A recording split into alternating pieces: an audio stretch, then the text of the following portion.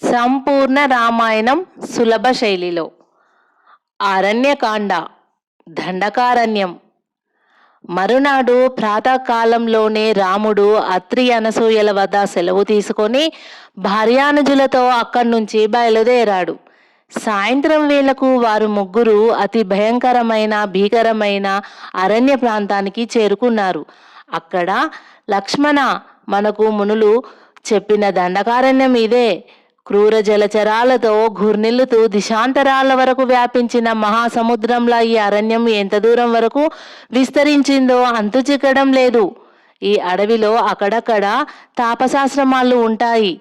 అతి భయంకరులైన రాక్షసులు, ఆపదలు కలిగించే క్రూర మృగాలు విచ్చల విడిగా తిరుగుతుంటాయి.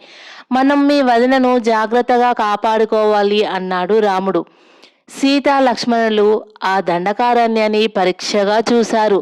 ఆద్యంతాలు కనిపించని విధంగా దిశాంతరాల వరకు విస్తరించిన ఆ దండకారణ్యం సీత మనసులో ఏదో కలతను కలిగించింది. చూడడానికి అంతు చిక్కకుండా భయంకరంగా ఉన్న ఆ అడవిలో రాక్షసులతో, దృష్ట మృగాలతో బాధలు పడుతూ తన భర్త రాముడు, మరిది లక్ష్మణుడు ఏ విధమైన కష్టాలు పడనున్నారు అని ఆమె ఆవేదన పడింది. లక్ష్మణుడు ధీర హృదయంతో, అన్నయ్య, నువ్వు పాదం మోపిన చోట నిత్య కళ్యాణం పచ్చతోరణంగా శుభాలు జరుగుతాయి. ఘోర రాక్షసులను, క్రూర మృగాలను వధించడానికి, మునిజనులకు సేవ చేయడానికి మనకి వనవాస జీవితం చాలా ఉపకరిస్తుంది అన్నాడు. లక్ష్మణుని మాటలు విని రాముడు తల పంకించాడు. మరి కొంచెం సేపటికే ముగ్గురు దండకారణ్యంలోకి ప్రవేశించారు. ఆ అరణ్యంలో మొగసాల మునుల ఆశ్రమాలు కొన్ని కనిపించాయి. అవి ప్రశాంతంగాను నివాసయోగ్యంగాను గోచరించాయి సీతారామ లక్ష్మణులకు. అప్పటికి సూర్యాస్తమయం అవుతూ ఉండటం వల్ల రాముడు ఆ రాత్రికి ఆ మునుల ఆశ్రమంలో గడిపి తెల్లవారిన తర్వాత ప్రయాణం కొనసాగించడం మంచిదని నిశ్చయించుకున్నాడు. ఇక్కడి మునులు కూడా రాముడికి, లక్ష్మణుడికి, సీతకు స్వాగతం పలికి చక్కటి ఆతిథ్యం ఇచ్చి ఆదరించారు. ఆ పరిసరాలలోని మునులందరూ సమావేశమై రామునితో తమకు రాక్షసుల వల్ల ఏర్పడే బాధలన్నింటినీ సవిస్తారంగా చెప్పుకున్నారు. అతి దుర్మార్గులైన ఆ రాక్షసులను హతమార్చి తమకు రక్షణ కలిగించమని అభ్యర్థించారు. రాముడు ఆ మునులందరికీ నమస్కరించి, మహాత్ములారా, నేను ఈ దండకారణ్యంలోని మునిజనులందరినీ బాధించే రాక్షసులను నిశ్శేషంగా వధించి మీకు ఆనందం కలిగిస్తాను. మీ జపతపాదులకు ఏ ఆటంకాలు ఏర్పడకుండా కాపాడడం క్షత్రియుడనైన నా ధర్మం అన్నాడు. రాముడు ఆ విధంగా అభయం ఇవ్వగానే మునులు ఎంతగానో ఆనందించి రాముణ్ణి ప్రస్తుతించారు. ఆ రాత్రి ఋష్యాశ్రమంలో గడిపి మరునాడు ఉదయాన్నే అందరి వద్ద సెలవు తీసుకొని రాముడు, సీతా లక్ష్మణులు కలిసి దండకారణ్యంలోకి ముందుకు సాగిపోయారు. ఆ మహారణ్యంలో ఎటు చూసినా మొక్కలు, చెట్లు, మహావృక్షాలు గుబురు గుబురుగా పెరిగి ఉన్నాయి. ఎత్తుగా ఉన్న వెదురు చెట్లకు ముళ్ళ తీగలు పెనవేసుకొని మార్గాన్ని నిరోధించి ఉన్నాయి.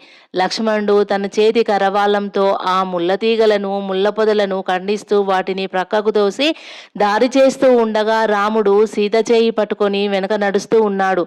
పోను పోను ఆ అరణ్యం మరింత జటిలమై భీకరమై నిర్మానుష్యంగా కనిపించింది. దూరాన దుష్టముగాల అరుపులు అప్పుడప్పుడు వినిపిస్తున్నాయి. మధ్యాహ్నం అయ్యింది. అప్పటికి వాళ్ళు సమతలంగా ఉన్న ఓ వనంలోకి చేరుకున్నారు. అక్కడ మొక్కలు, చెట్లుగాక ఫలవృక్షాలు, పువ్వులతో పరిశోభించే తీగలు గోచరించాయి. రాముని ఉద్దేశించి, ప్రాణేశ్వర, ఉదయం నుంచి లక్ష్మణుడు మనకు దారి సౌకర్యం కలిగిస్తూ ఎంతో శ్రమ పడ్డాడు. ఆ చిరంజీవికి కొంచెం విశ్రాంతి అవసరం. ఈ వనం ప్రశాంతంగా ఉంది. ఈ ప్రదేశాన్ని దాటిపోతే మనకు మళ్ళీ ముళ్ళ పొదలతో, కంపలతో నిండిన అడవులు ఎదురు కావచ్చు. కాబట్టి కొంచెం సేపు ఇక్కడ విశ్రమించి ఆ తర్వాత ప్రయాణం కొనసాగించుదాం అంది సీత. రాముడు లక్ష్మణుని వైపు చూస్తున్నాడు. లక్ష్మణుని శరీరం పూర్తిగా స్వేద బిందువులతో తడిసి ఉంది.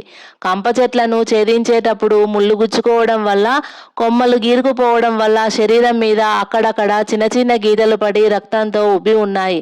తన కోసం అన్ని సుఖాలు వదులుకొని వచ్చిన తమ్ముడిని ఆ స్థితిలో చూడగానే రాముని నేత్రాలు అశ్రుబిందువులతో తిరిగాయి.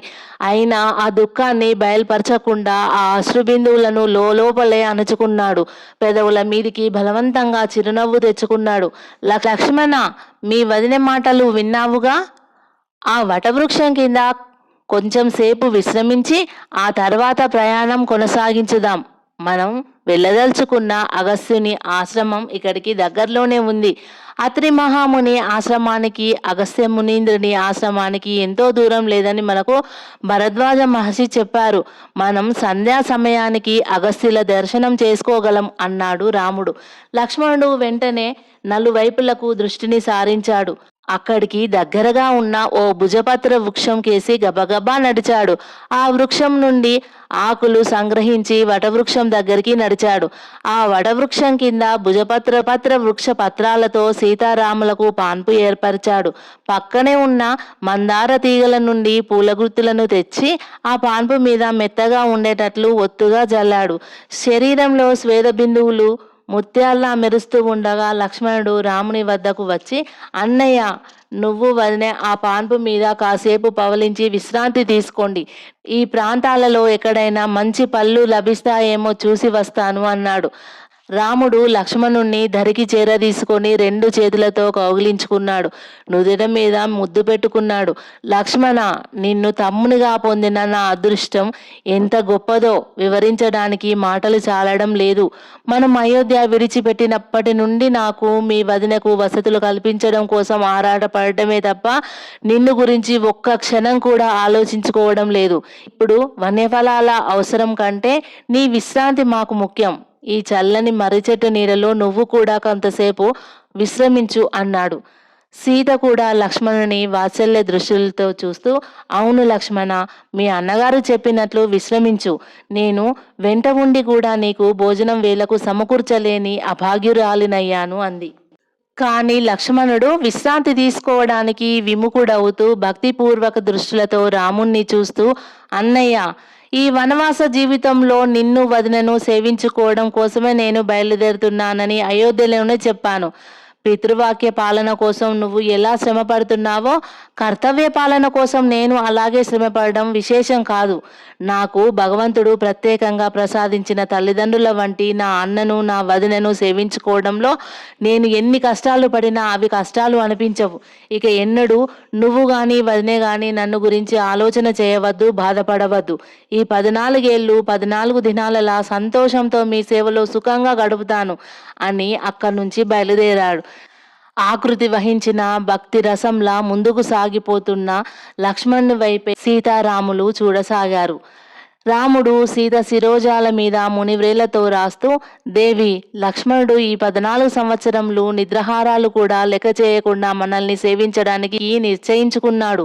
నీ తండ్రి అయిన జనక మహారాజు మన వివాహ సమయంలో నీకు సంక్రమింపజేసిన ఆయన పుణ్యఫలాన్ని లక్ష్మణునికి దారపోసి నీ మాతృహృదయంలో ఆ చిరంజీవి పట్ల ఆవేదనకు తావు లేకుండా చేసుకో.